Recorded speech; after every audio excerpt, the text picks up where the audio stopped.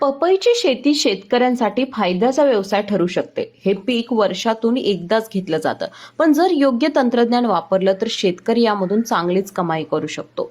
पपई man of India Sudhir चड्डा यांनी त्यासाठी काही टिप्स दिलेत. ते सांगतात, प्रत्येक एकरात एका मेडवर 500 ते 600 पपईची झाडं लावा. सेंद्रिय पद्धतीने शेती केल्यास पपईचं भरपूर फळं येऊ शकतात. 10 बाय 10 फूट अंतरावर नांगरट करून नांदीमध्ये शेणखत भरून पपईची लागवड करा. प्रत्येक झाडाला सुमारे 10 किलो शेणखत द्या, जेणेकरून त्याला चांगले पोषकत्व मिळेल.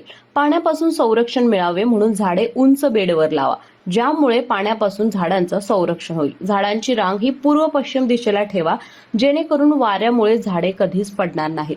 पपईची झाडं ही लवचिक असतात, पण जर तुम्ही या पद्धतीने दिशा ठरवून जर लावली तर निश्चितच तुम्हाला फायदा होईल.